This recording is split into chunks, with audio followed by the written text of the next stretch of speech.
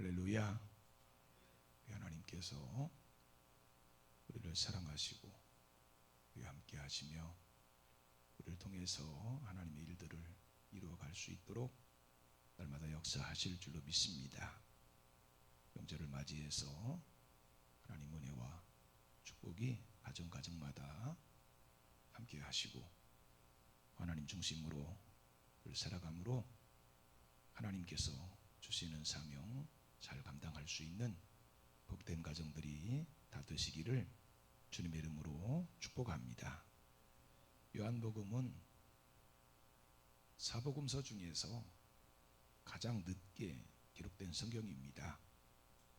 그래서 다른 복음서에 빠져있는 몇 가지 사건들이 추가되어 있습니다. 예를 들면 예수님께서 가나의 혼인잔치집에서 물로 포도주를 만든 사건이나 나사로가 죽었다가 다시 살아난 사건 등이 바로 그런 것들입니다. 그리고 다른 새 복음서에 나오는 말씀들을 해석하는 내용들도 바로 그런 이유 때문입니다. 다소 설명이 필요한 부분들에 대해 자세히 설명하며 그 뜻이 무엇인지 알려주고 있는 것입니다. 그리고 다른 복음서에 보면 예수님께서 행하신 기적을 이적이라고 표현했는데 요한복음에서는 표적이라고 하는 말을 사용하고 있습니다. 표적은 그 일이 역사적인 사실일 뿐만 아니라 그것이 주는 상징적인 의미가 있음을 뜻하는 말입니다. 우리가 성경을 대할 때 그 말씀이 주는 의미를 제대로 이해하고 받아들이는 것이 중요합니다. 오늘 본문 이전에 보면 오병이어의 기적이 나옵니다. 이 기적을 통해서 보여주시고자 하시는 의미는 예수님께서 기적을 행하시는 전능하신 하나님의 아들이심을 나타낼 뿐만 아니라 예수님이 생명의 떡이심을 나타내는 것이라는 사실입니다.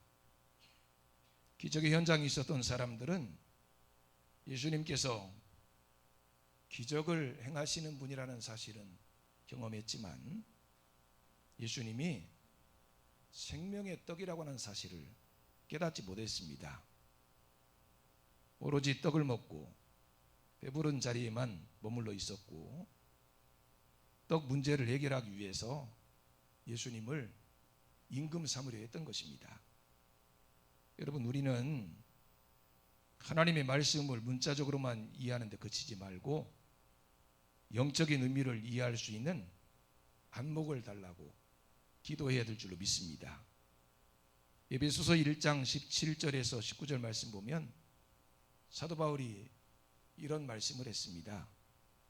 우리 주 예수 그리스도의 하나님 영광의 아버지께서 지혜와 계시의 영을 너에게 주사 하나님을 알게 하시고 너희 마음의 눈을 밝히사 그의 부르심의 소망이 무엇이며 성도 안에서 그 기업의 영광의 풍성함이 무엇이며 그 임의 위력으로 역사하심을 따라 믿는 우리에게 베푸신 능력의 지극히 크심이 어떠한 것을 너희로 알게 하시기를 구하노라. 수박이라고 하는 과일의 껍데기를 보면 우리는 수박이라는 사실을 쉽게 알 수 있습니다. 하지만 그 속을 맛보지 않으면 수박이라는 과일이 무엇인지 정확하게 알 수 없습니다. 겉으로 드러나는 것보다 그 속에 들어있는 의미가 더 중요합니다. 우리가 하나님 말씀을 아무리 많이 안다 할지라도 그 말씀이 주는 의미를 알지 못한다면 다윗처럼 그 말씀이 송이꿀보다 더 달다는 사실을 깨닫지 못하는 것입니다. 우리가 하나님 말씀을 올바로 깨닫기 위해서는 어떻게 해야 합니까? 진리의 영이신 성령님께서 역사하셔야 합니다.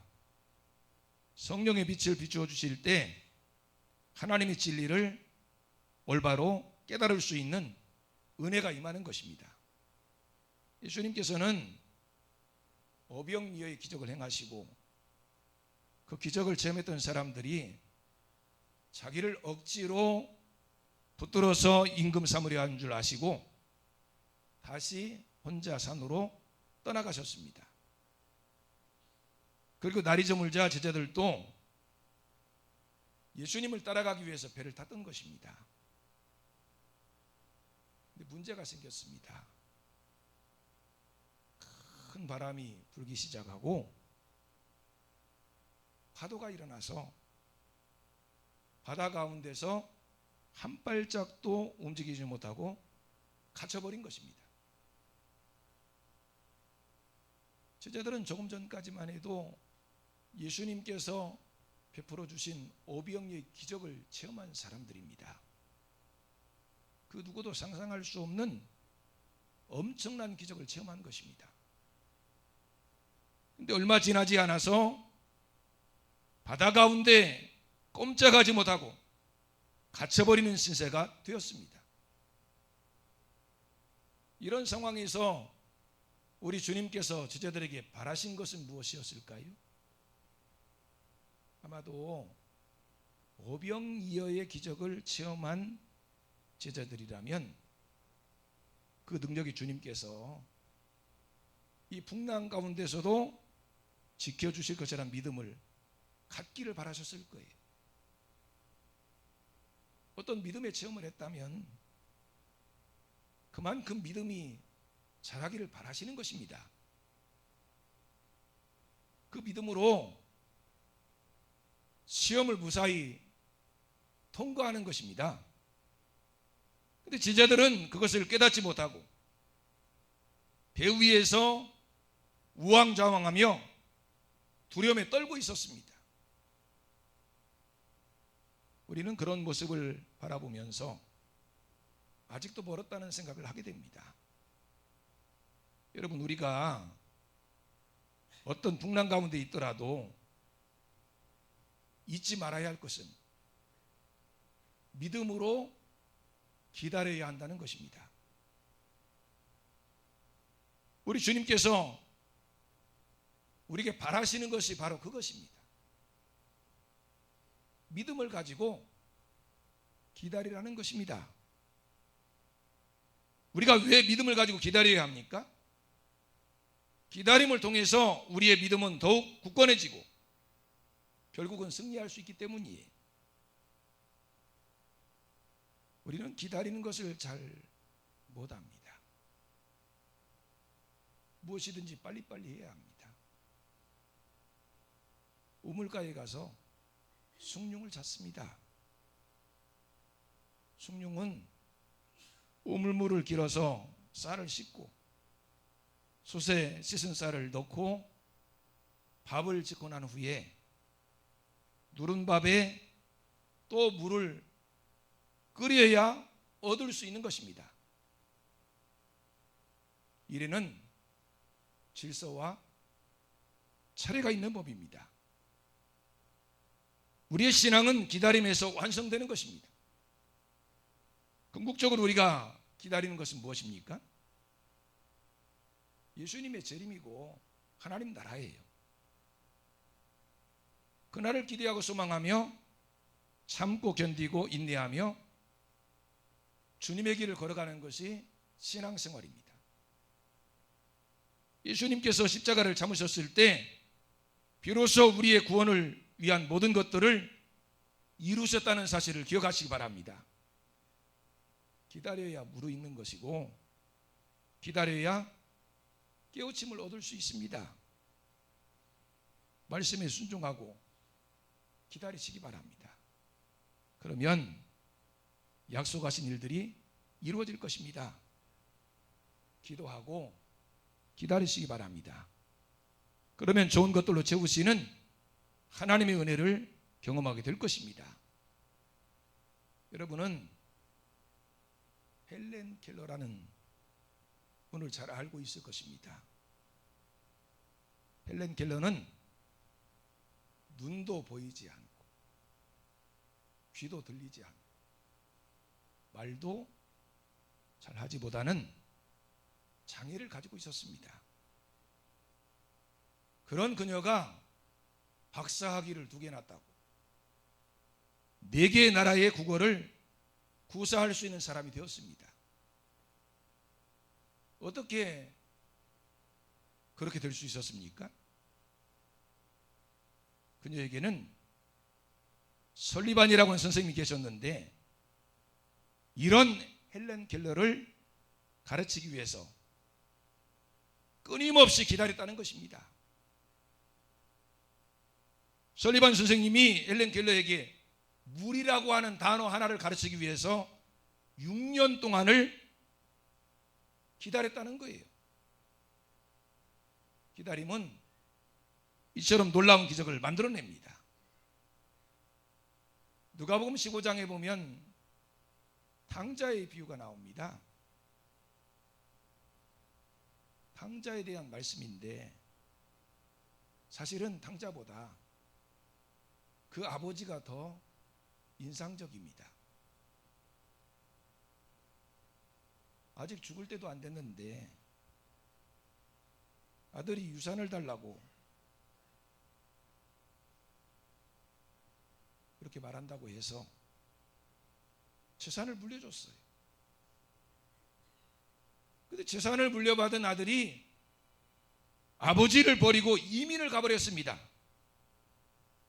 보통 아버지들 같으면 나쁜 자식이라며 버린 자식 취급을 했을 것입니다. 그런데 이 아버지는 아들이 집을 나간 이후 날마다 동부 밖에서 아들을 기다립니다. 나중에 가지고 간 재산을 허랑방탕하게 다 허비하고 돌아왔을 때까지 하염없이 아들을 기다린 거예요. 그 아들을 끝까지 기다려준 결과가 무엇이었습니까? 물론 재산은 다 탕진하고 거지가 돼서 돌아왔습니다. 하지만 아버지의 은혜를 깨달은 것입니다. 기다리면 됩니다.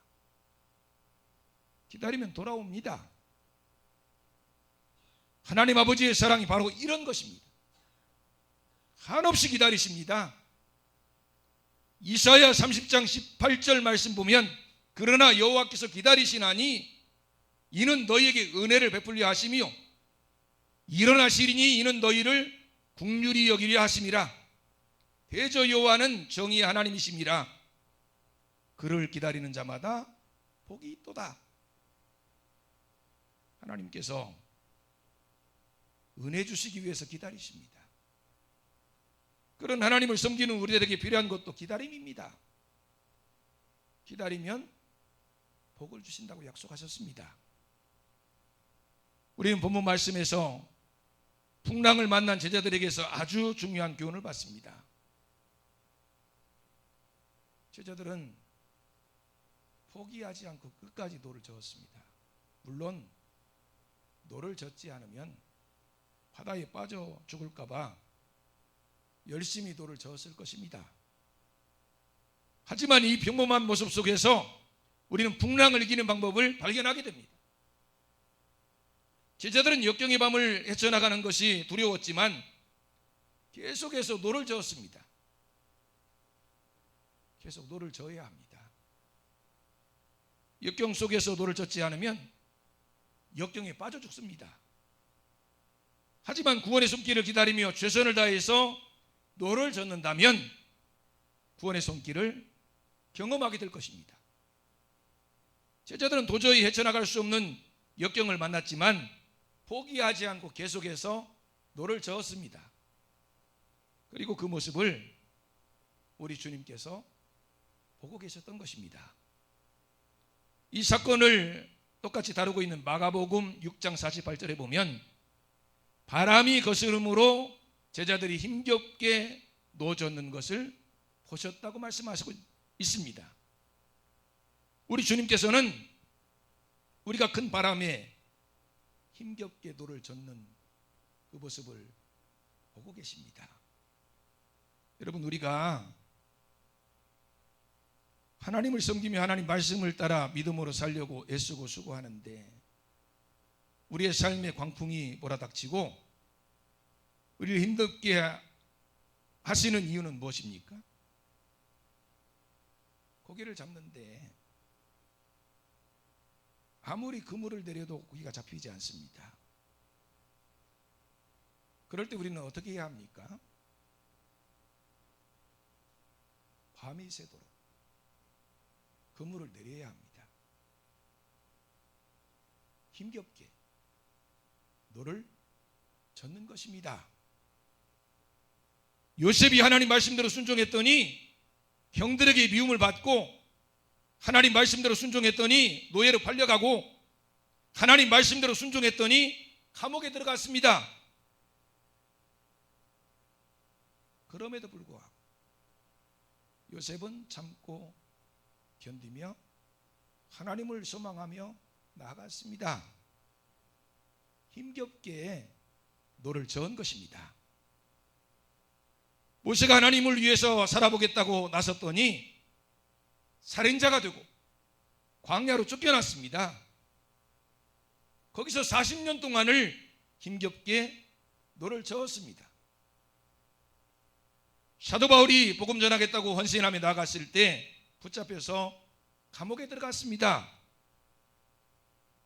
그리고 가이사랴 감옥에 2년 동안이나 갇혀 있었습니다. 거기서 힘겹게 노를 저은 것입니다. 그런데 중요한 것은 힘겹게 노를 젓는 과정을 통해서 하나님께서 그들을 존귀하게 쓰시는 놀라운 일들이 일어났다는 것입니다. 여러분 가운데, 역경 가운데 힘겹게 신앙생활하는 분들이 계시다면 낙심하지 마시고 좌절하지 마시고 열심히 주어진 길을 힘을 다해서 노를 저어 가시기 바랍니다. 여전히 노를 젓는 여러분들을 우리 주님께서 보고 계십니다. 주님께서는 힘겹게 노를 젓는 제자들을 찾아오셨고 풍랑을 잔잔하게 하심으로 제자들이 목적지에 예수님과 함께 도착할 수 있는 은혜를 주셨습니다. 그런데 예수님과 제자들이 없어진 것을 알고 무리들이 예수님을 찾아서 가버나움까지 쫓아온 것입니다.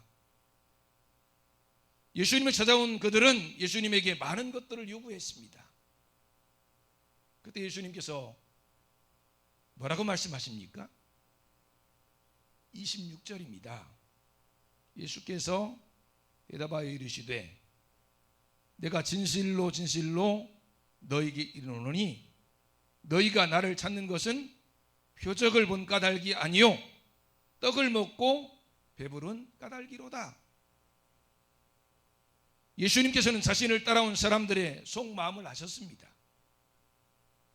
예수님을 쫓아온 이유가 자신들의 목적을 이루기 위함이라는 사실을 아셨던 것입니다. 여러분은 무슨 목적을 가지고 예수님을 따르고 계십니까? 혹시 본문에 나오는 무리들처럼 자기 목적을 이루기 위해서 예수님을 따르시는 것은 아닙니까? 자기 목적을 이루기 위해서 예수님을 따르는 것은 우상 숭배와 똑같은 것입니다. 하나님께서는 하나님을 섬기는 이스라엘 백성들에게 너를 위하여, 자기를 위하여 새긴 우상을 만들지 말라고 말씀하셨습니다. 우상은 만드는 이유를 나를 위하여 만들었다고 말씀하십니다. 나를 위해서 만드는 것은 그것이 무엇이든 우상입니다. 그 이름을 하나님, 예수님, 성령님이라고 붙였다 할지라도 말입니다. 우상은 밖에 있는 어떤 물질적인 것만 의미하지 않습니다. 우상은 우리 마음속에도 있습니다. 그래 탐심을 우상 숭배라고 말씀하고 있는 거예요. 우상의 특징은 우리의 뜻을 세워주는 것입니다.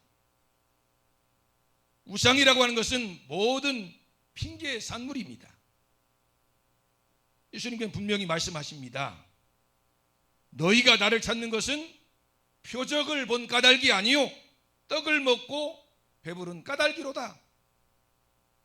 예수님께서는 우리들의 욕심을 채워주시는 그런 분이 아니시라는 것입니다. 사람들은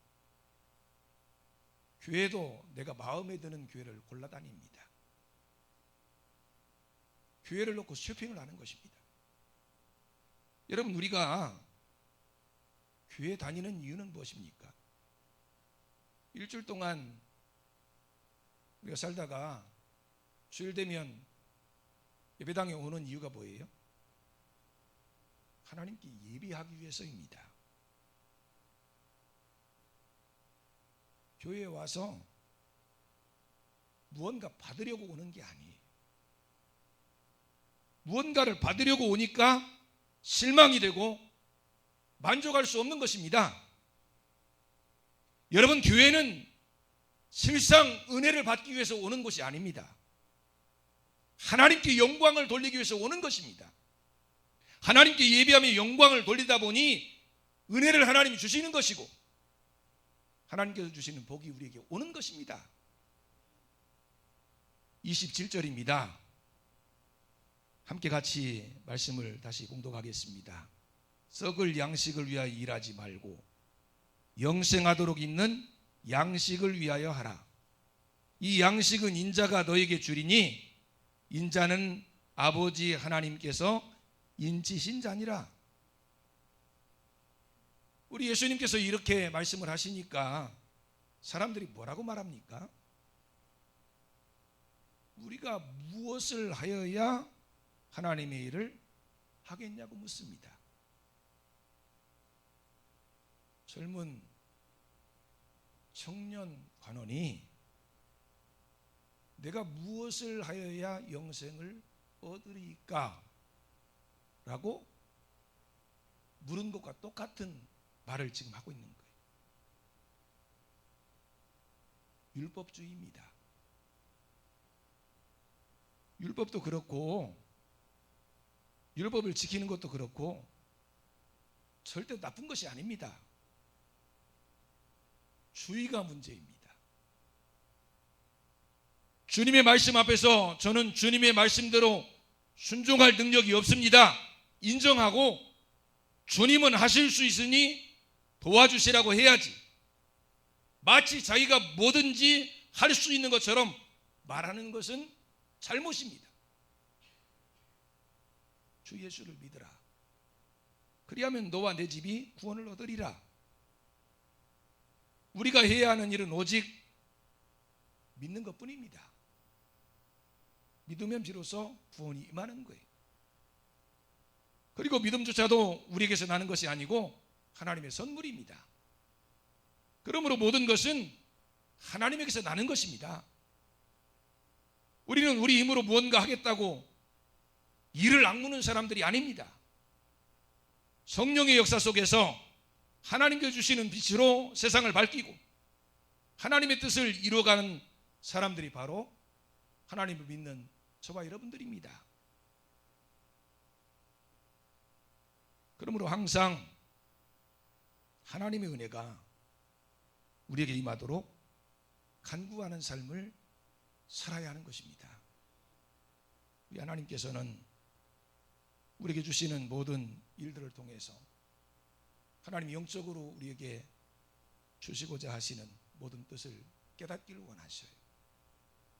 하나님의 말씀을 우리가 볼 때나 하나님께서 우리에게 행하시는 모든 일들을 바라보면서 하나님 과연 나에게 무엇을 원하시는지, 그 모든 일이 의미하는 모든 것들이 무엇인지 깨닫고 하나님 은혜 안에서 날마다 승리하는 삶을 살아가는 저와 여러분들이 다 되시기를 주님의 이름으로 축원합니다. 기도하시겠습니다. 우리에게 중요한 것은 하나님을 의지하는 믿음인 줄로 믿습니다. 우리 힘으로, 우리의 능으로 아무것도 할 수 없지만 하나님께서 함께 하시고 역사하시면 모든 것을 할 수 있는 줄로 믿습니다. 성령 충만 주시고 능력 주셔서 주님의 뜻을 이루어가게 하시고 하나님께 영광 돌리며 하나님을 기쁘시게 하는 삶을 살게 해 주시옵소서. 예수님 이름으로 기도드리옵나이다. 아멘.